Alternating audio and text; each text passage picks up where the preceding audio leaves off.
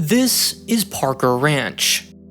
With 130,000 sprawling green acres and over 10,000 cows, it's one of America's oldest and largest cattle ranches. But it's not located in Montana, Nebraska, or Texas. Instead, it's nestled on the world's most isolated populous archipelago, Hawaii. Despite this seclusion, Parker Ranch has one huge advantage. It's American. These beach-going bovines are exempt from tariffs, import quotas, and foreign health certifications. The company has direct domestic access to the world's #1 consumer of beef. The country that comprises just 4% of the global population, but eats 21% of its cows.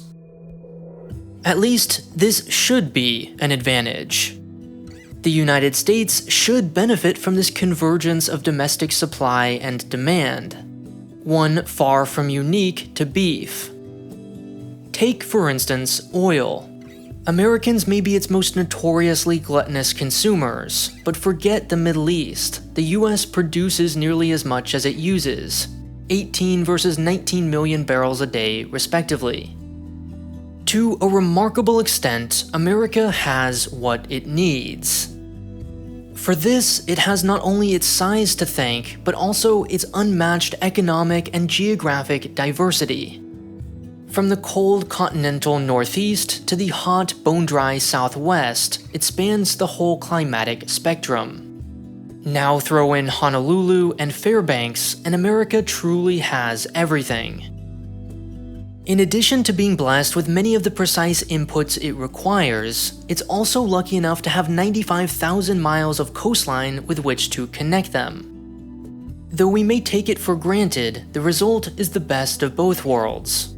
A massive, diverse, and well-endowed landmass, yet because of its abundant waterways, the kind of cheap, efficient transport usually reserved for much denser places.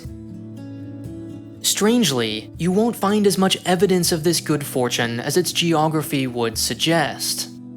For a country capable of being so self-sufficient, it sources a surprisingly small share of its trade internally. Despite, for example, its almost perfect symmetry of oil production and consumption, nearly 50% is shipped away overseas, and the same amount imported from abroad. Pig farmers in North Carolina buy their soybeans not from Iowa, but Brazil. In Maryland, it's rock salt not from Louisiana, 1,000 miles away, but Chile, over 5. Of course, there are many reasons to ship the same product from further away, some obvious and some not. Global trade is an intricate web of nested decisions and fluctuating trade-offs. But unlike, say, foreign subsidies, which no doubt diminish American competitiveness, one reason is entirely self-inflicted. The first clue that something strange is happening, something beyond the normal inscrutable quirks of shipping, lies in this graph. The United States ships about 50% more cargo by rail today than in 1960. We have more oil pipelines, more trucks, and far more international shipping lanes. In fact, every major type of transportation has seen growth in the last half-century. How could they not when the population doubled? Except, curiously, one. American ships move less cargo domestically today than they did 60 years ago, when a gallon of gas cost 31 cents and the first episode of The Flintstones aired on television. This is clearly not the inevitable outcome of market forces. This is the result of an arbitrary, inefficient, outdated, and unnecessary impediment to the US economy. One reason America fails to take full advantage of its fantastic geography is a single clause in a 103-year-old law called the Jones Act. It states that any ship moving goods between two American ports must be 1. Built in the United States, 2. Crewed by US citizens, 3. Owned by US citizens, and 4. Registered in the US. Foreign ships can still, for example, bring goods from Hong Kong to Seattle. In fact, they do this every day. They can even then proceed to Los Angeles before returning to Asia. What they can't do is pick anything up in Seattle and bring it to LA. Once something arrives on America's shores, it can legally no longer be touched by the very same foreign boat that brought it. Many countries have laws of this variety, but none are nearly as strict as America, which had to negotiate for itself a special exception to free trade rules when joining the World Trade Organization. Not a great look for the self-described champion of open markets. The reason any of this matters is that, as will surprise exactly no one, American labor is not cheap. American ships are therefore more expensive to build, operate, and maintain. Now, you might be thinking, of course, American architects are also more expensive. So are its nurses and teachers. That boats are too may not sound all that scandalous. And normally, you'd be right. But $100 million boats are not normal products. They're the textbook example of economies of scale. Building 100 ships, in other words, is astronomically cheaper per unit than building 50. Still, it would be one thing if we were talking about 50, or even 25. But once you get down to the single digits, the cost per ship skyrockets to the point of being almost comical. What would it cost to build just 2 F-35s? That's about how many ocean-going, cargo-carrying ships America builds in a typical year. American ships cost more, so fewer are built, and because fewer are built, they cost more. You can watch this feedback cycle play out over the last century. In 1920, American-built ships were 20% more expensive. That rose to 50% by the 30s, 200% by the 50s, 300% by the 90s, and 500% today. That, mind you, is before a boat is even christened. Once it sees the light of day, operating costs are 2.7 times higher according to the US Maritime Administration. Another source found a difference of 6. American ships aren't just more expensive. They're not just way more expensive.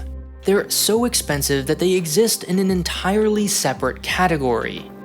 Truly. Because US ships cost 5 times more than their foreign counterparts, they simply can't compete. Therefore, unless subsidized, they're approximately never used for foreign trade. There's the American fleet, and there's the rest of the world. Shipping anything domestically by water is a very last resort. You'd sooner hire a donkey to carry your cargo overland from Seattle to Boston than use a boat. Of course, the Jones Act only applies to boats. US airlines can buy from Airbus, and truckers from Volvo. You can probably see where this is going. Since the Jones Act was passed in 1920, America has seen an unmistakable shift from maritime to every other form of transport, as we saw in this graph from earlier. The Jones Act is by no means the only reason. The US also built an entire interstate highway system in the interim, but there's no doubt in its role. Today, just 2% of American freight travels by sea. In Europe, where, by the way, there are also highways, that number is 40%. Even Hawaiian cows have opted for air travel.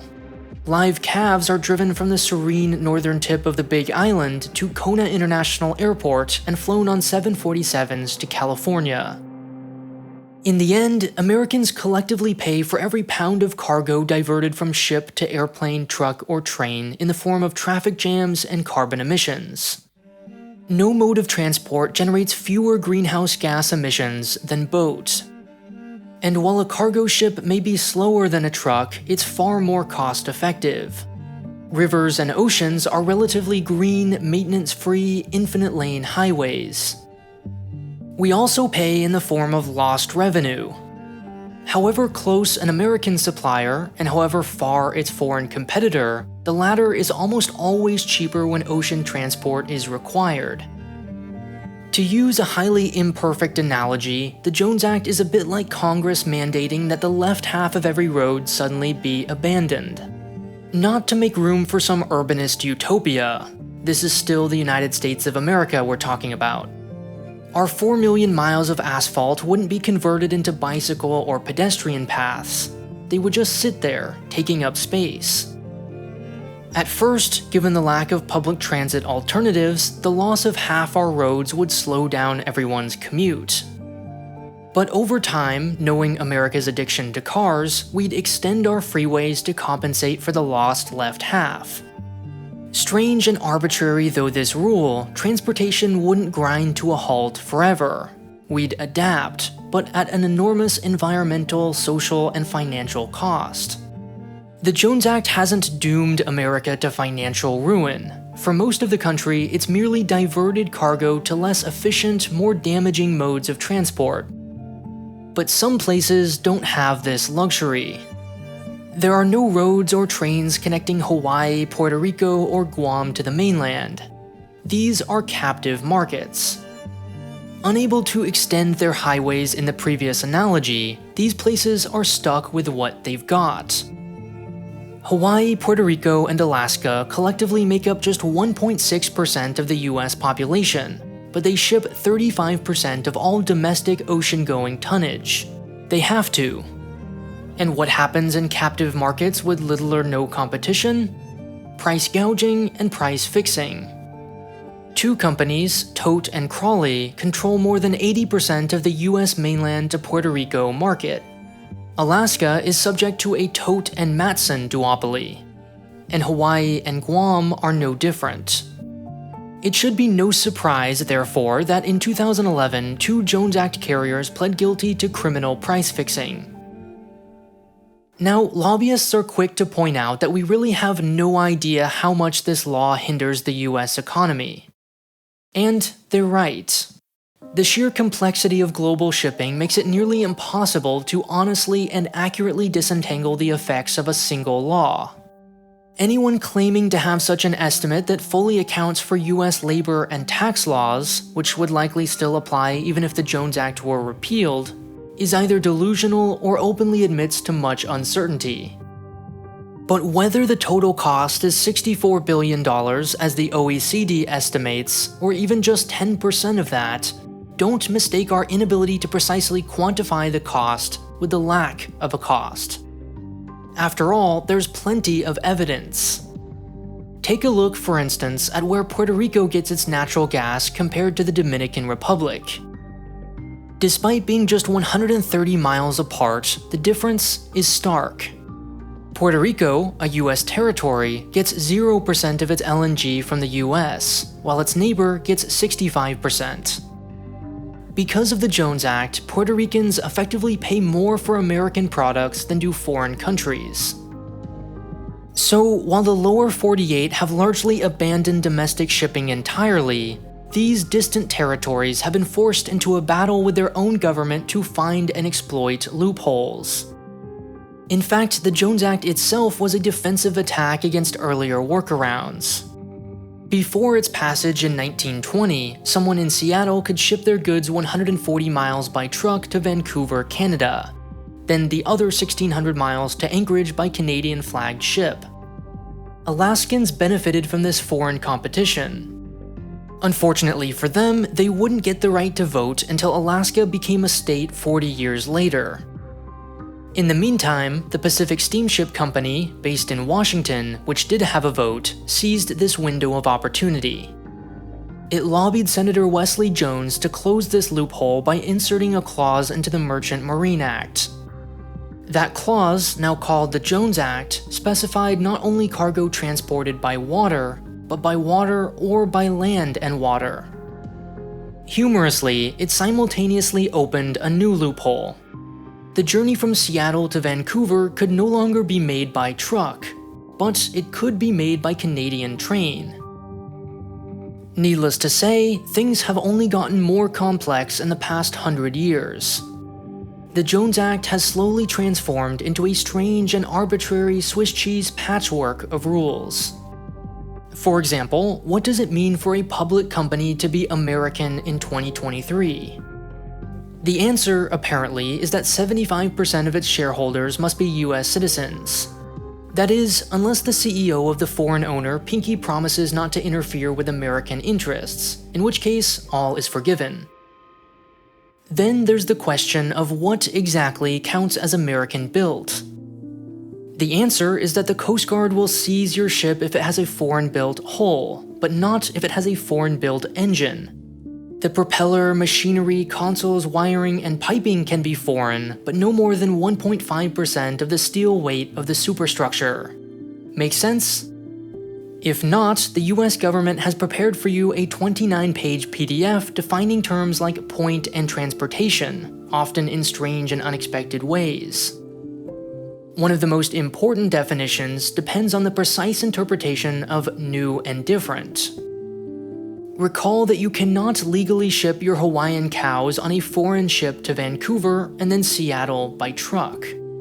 Except you can, if your product is manufactured into something, quote, new and different during its foreign pit stop. Luckily for Parker Ranch, the US government considers cows in various stages of growth as different products. Calves versus slaughter cows, for instance. Parker Ranch could therefore raise its calves for 30 days until they reached about 400 pounds, and then ship them to Vancouver, where they were fattened up to 800 or 1,000 pounds. At some unknown point during this process, they transform in the eyes of the law into new and different products, enabling their shipment down to Sumas, Washington. But let's say you're the world's most patriotic Hawaiian cowboy. Even if you're willing to pay any price to use American-built ships, you're going to run into a new problem. There aren't any. Which gets to the heart of the issue. Supporters of the Jones Act argue it does serve a genuine purpose, that it's not nearly as arbitrary as the road analogy would suggest. This is true. The US military was stretched to its limits during the First World War. The Jones Act was intended to prevent this from happening again, to guarantee a sizable US fleet in times of need. And at first glance, it appears to have worked. In total, there are about 40,000 US flagged vessels. But this is highly misleading.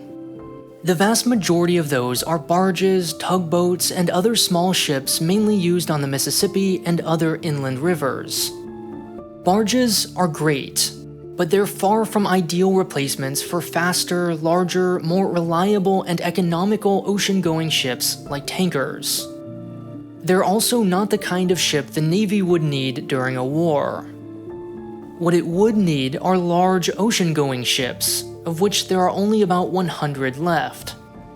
That's right, 100 for the entire United States. And because American repairs are so expensive, those 100 ships are old, outdated, and in some cases downright dangerous.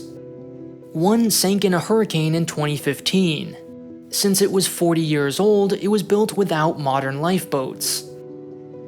All of this is to say, there just aren't very many American ships. Typically, cows are transported by specialized livestock carriers. But there isn't a single one in the whole US of A. Instead, Hawaiian ranchers had to invent an entirely new method, what they call cowtainers, to get their cattle on standard cargo ships. Neither is there a single LNG tanker, or asphalt carrier, or cement carrier. They just don't exist. Now, the most reasonable supporters of the Jones Act will concede to these costs. Sure, the situation is less than ideal, they might say, but national security is simply too important. And while the US fleet is indeed small, at least it exists at all. There's some merit to this argument. The free market is certainly not some sacred force of nature we ought never disobey. What matters is simply whether the benefits outweigh the costs.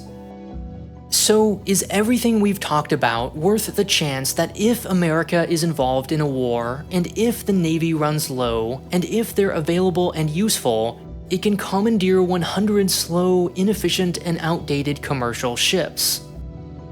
Even if your answer is yes, a better question is, if those are indeed our goals, is there a better way to achieve them? In fact, the United States already has a stockpile of militarily useful ships on reserve.